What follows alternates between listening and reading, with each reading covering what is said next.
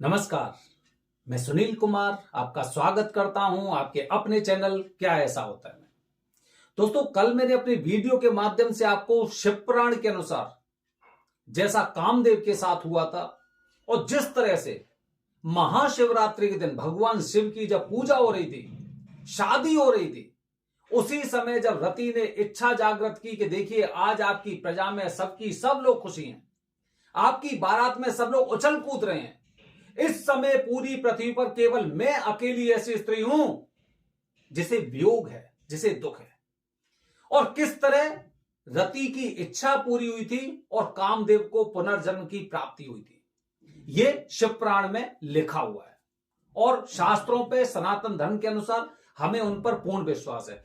आज दोस्तों, महाशिव पुराण के अनुसार सबसे पहला महाशिवरात्रि का सबसे पहला उदाहरण कि अगर किसी इंसान ने महाशिवरात्रि को गलती से भी पूजा कर ली, गलती से भी व्रत कर लिया, तो उसके साथ कैसा होगा, यह आप आज को मैं बता रहा हूं। आज गुड़ निधि की कथा, महाशिव पुराण में गुड़ निधि की एक ऐसी कथा का जिक्र किया गया है जिसे अगले जन्म में एक भूल बस किए गए महाशिवरात्रि के व्रत की वजह से कुबेर का पद प्राप्त हुआ।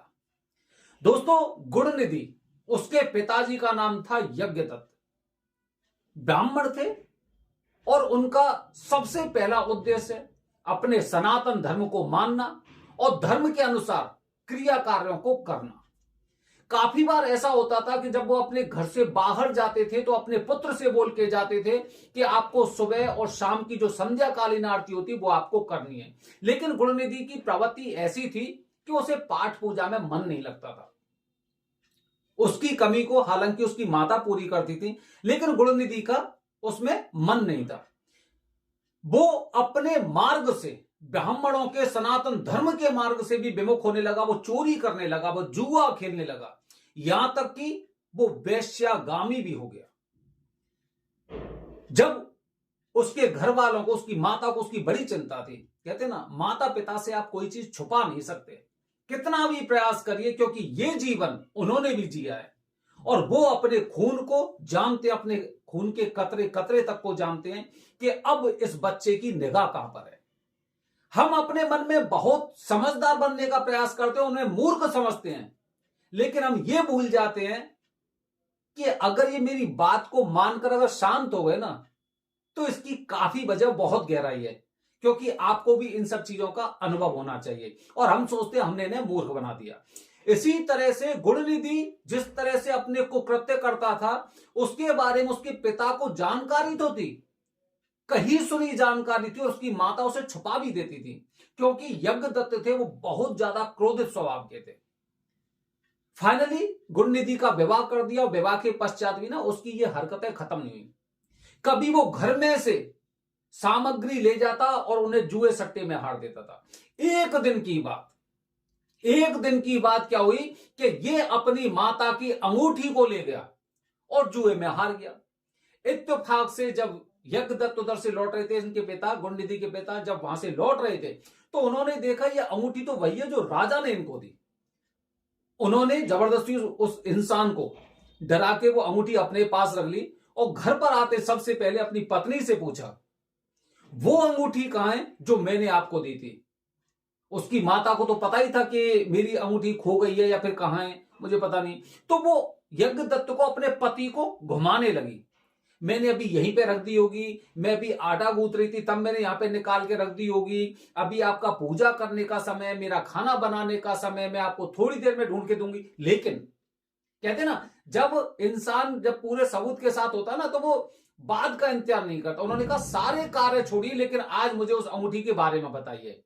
जब उनकी पत्नी नहीं बता सकी तो फिर उन्होंने पूछा, अच्छा घर का और सामान बता कहां है, क्योंकि गुड़ निधि धीरे धीरे करके घर के अपने बर्तन तक को बेच चुका था। जब इस तरह की वारदात हुई दोस्तों, तो उसके पश्चात यज्ञदत्त ने संकल्प लिया कि ऐसा कपूत हमें अपने परिवार में नहीं चाहिए। ऐसा कपूत नहीं चाहिए जो जुआ सट्टे में, जुआ में, शराब में, वेश्यागामी में और अपने पिता के द्वारा संचित हुए धन को और वहां पे खर्च करके आ रहा है, इसे अपने परिवार की चिंता नहीं है। कहते ना कि पूत कपूत तो क्यों धन संचय और पूत सपूत तो क्यों धन संचय। अगर पूत कपूत है तो उसके लिए आप कितना भी पैसा रख के दो, वो कुछ नहीं करने वाला है, अंत में उसे भीख ही मांगनी है, क्योंकि वो कपूत है। आपने जो भी मेहनत से पैसा कमाया वो किसी गलत काम में वो खर्च कर देगा। और अगर पूत सपूत है तो उसके लिए कुछ भी करने की आवश्यकता नहीं, वो अपनी बुद्धि से, अपने दिमाग से वो पैसा अर्जित कर लेगा। तो यज्ञदत्त ने अपने बेटे गुणनिधि को भगा दिया कि आज के बाद मैं इसकी शक्ल नहीं देखूंगा। उसने अपनी पत्नी को बोल दिया कि इसे भगा दीजिए आप यहां से, मुझे इसकी शक्ल नहीं देखनी, क्योंकि यह हमारे धर्म के विरुद्ध चल रहा है। अब दोस्तों क्या होता है, अब गुणनिधि जब वहां पे डर के मारे भाग आता है कि अब मैं कहां जाऊं, कैसे करूं। अब रास्ते में जब उसे भूख लगती है ना, जब उसे भूख लगती है तो उसे अपनी माता की याद आती है कि मेरी माता ने मुझे किस तरह से समझाया था, हर प्रकार की प्रेरणा उन्होंने मुझे दी थी, मुझे समय समय पे खाने की, दूध की, हर प्रकार की चीजें पूछती थी। आज तो मेरा कोई नहीं है, आज तो कोई नहीं है। यही सोचता सोचता वो चले जा रहा था। इत्तेफाक से वो महाशिवरात्रि का दिन था। इसी तरह वो भूख प्यास से व्याकुल होते हुए इधर उधर दौड़ने लगा। फिर उसने देखा कि एक शिवालय था, वहां पर रात्रि जागरण की तैयारी चल रही थी, क्योंकि महाशिवरात्रि को रात्रि जागरण करना बेहद जरूरी होता है। अगर इस दिन आपने रात्रि जागरण अगर नहीं किया तो फिर शिवरात्रि के व्रत की कोई मतलब, कहते ना, मतलब कोई अहमियत नहीं छोड़ी आपने। ठीक है, महाशिवरात्रि इसीलिए बोला जाता है क्योंकि इस रात को सोया नहीं जाता, बल्कि भगवान शिव का भजन किया जाता है। तो ये मंदिर में छुपकर उस कार्य को देख रहा था, कार्यक्रम को किस तरह से वो चल रहा है। इसमें अब इसके मन में इच्छा जागृत हुई कि मैं बहुत ज्यादा भूख प्यासा हूं, भूख से दुखी हूं। तो जैसे ही इनकी हल्की फुल्की आंख लगेंगी और मैं यहां से जो शिवालय पे जो अर्पित हुआ है खाद्य, जो खाने का सामान हुआ है, उसे मैं खा लूंगा। इतने में इसने प्रयास किया तो वहां पे जैसे जैसे आप जानते हैं कि अंधेरा इतना था बहुत ज्यादा, तो इसने क्या किया उस समय, जब जैसे ही थोड़ा सा वो ऊँगने आंगने लगे, जैसे कि आपने देखा होगा कि करीब 3-4 बजे के आसपास ना हल्की फुल्की आंखें सी लगती हैं, हल्की सी आंखें लगती है, भजन करते करते आराम से एकदम हिलने डुलने लग जाते हैं, इस तरह से होता है। तो दोस्तों इसने क्या किया, अब दिखाई कुछ भी नहीं दे रहा था, तो इसने अपने जो कपड़े पहन रखे थे ना, कपड़े पहनकर इसने एक बत्ती बनाई, जिसे मसाल टाइप की बोलते हैं। इस तरह से बत्ती बनाते हुए और ऐसे करके ले रहा, तो काफी लोगों को लगा कि भगवान शिव की पूजा कर रहा है। तो वो ऐसे उन्होंने हल्का सा देखा फिर सो गए, हल्का सा देखा फिर सो गए, इस तरह से वो करने लगा। इतने में क्या हुआ, जैसे ही भगवान शिव के पास पहुंचा तो वहां पे जो भगवान शिव को जो प्रसादी चढ़ाई गई थी उसे लेकर एकदम खाने के लिए एकदम वहां से एकदम भागने लगा। कहते ना, चोर जब चोरी करेगा तो पहले तो बड़े आराम आराम से करेगा, और जैसे ही उसके हाथ में चीज आएंगी फिर उसके पश्चात वो भागता है, एकदम 9-2-11 होने का प्रयास करता है। इसी तरह से जब ये प्रयास कर रहा था और एकदम इसने भागने का प्रयास किया, तो उसी समय जो द्वारपाल थे उन्होंने एकदम वहीं से बाण मारा और इसके प्राण पखेरु हो गए। गुणनिधि वहीं पर, मतलब मृत्यु लोक छोड़ चुका था और पृथ्वी लोक को छोड़ चुका था। अब मरने से पहले सबसे पहली बात कि इसने कुछ भी खाया नहीं था। दूसरी बात, भगवान शिव के पूजन को होते हुए देखा था। और तीसरी बात, जैसे भगवान शिव को हम दीपक जलाते हैं, इसी तरह से अपने वस्त्रों को फाड़कर, जब कुछ भी नहीं था तो इसने वस्त्रों को फाड़कर और भगवान शिव के पास तक गया था। अब वो तो एक दीपक की तरह ही हो गया ना, और मरते समय एकदम उससे शिव केवल ये नाम निकला। अब चमत्कार देखिए दोस्तों, उस समय क्या होता है कि भगवान शिव और माता पार्वती इत्तेफाक से वहां से गुजर रहे थे। उन्होंने बताया कि देखो ये वही लड़का है जो चोरी करता था और इसका पिता इतना धर्मात्मा था। तो एकदम यमदूत लेने उसे आए, और यमदूत जैसे उसने अपने पासों में बांध रहे थे, उसी समय भगवान शिव के दूत भी वहां पर पहुंच गए। माता पार्वती ने पूछा कि आप एक बात बताइए, ये इतना गलत इंसान, इसके अंदर इतनी गलत आदतें, उसके पश्चात भी यमदूतों को मारकर भगा दी और आपके दूत उसे लेके आ रहे हैं।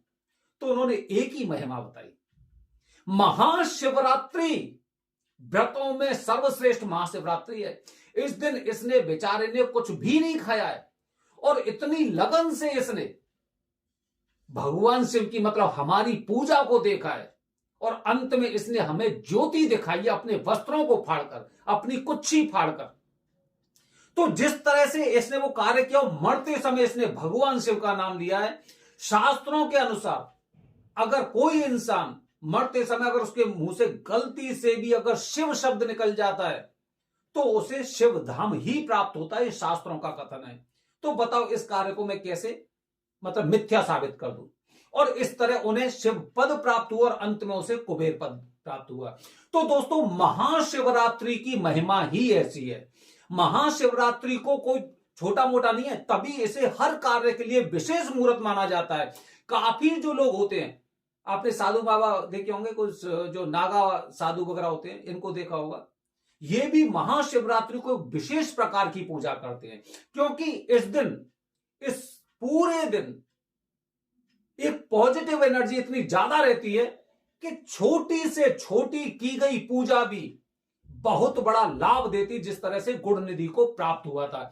इसीलिए ज्यादातर लोग जो अपने जीवन में असफलताओं को झेल रहे हैं, जो कुंडली में किसी दोष की वजह से हमेशा पीछे रह गए हैं, हमेशा इन्हें नाग के सपने आ रहे हैं, डरावने सपने आ रहे हैं, कभी कभी इन्हें ऐसा लगता है कि मैं बहुत ऊंचाई से गिर रहा हूं, एकदम आंख खुल जाती है अचानक रात में 2-3 बजे के आसपास, अजीब सी चीज एकदम हो रही है और मेहनत करते करते भी उसका फल प्राप्त नहीं हो रहा।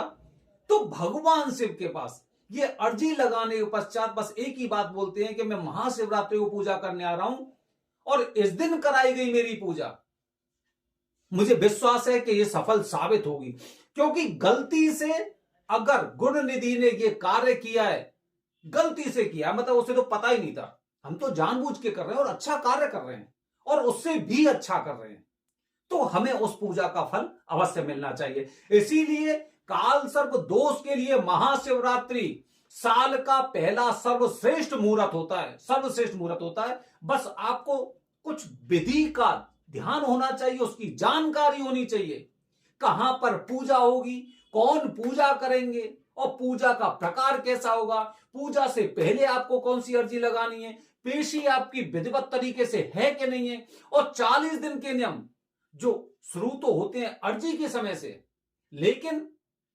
काउंटिंग होते हैं पूजा होने के पश्चात, जो 40 दिन के नियम होते हैं। दोस्तों महाशिवरात्रि साल में तो एक बार आती है, लेकिन एक साल तक पहुंचने के लिए जो इंसान पिछली बार चूक गए थे ना, उनसे पूछिए, जाते जाते वहां पे पहुंचते पहुंचते चूक गए, और काफी लोग ऐसे थे जो गलत जगह पहुंच गए, ऐसी गलत जगह कि उसके बाद उन्हें बहुत पछतावा हुआ कि कुछ चंद रुपयों के लिए, और वो एक ऐसे जगह पूजा करके आए जहां पे पूजा करने का कोई मतलब ही नहीं बनता। उसके बाद कहते हैं इससे अच्छा तो हम पूजा अपने घर पे करा लेते तो ज्यादा अच्छा रहता। तो दोस्तों ध्यान रखिए, देखिए विशेष मुहूर्त है तो आपको विशेष तैयारी ही करनी चाहिए, विशेष तैयारी ही करनी चाहिए, तभी आपके लिए बहुत अच्छा रहेगा। बने रहिए हमारे चैनल के साथ दोस्तों। हर हर महादेव, हरिओम।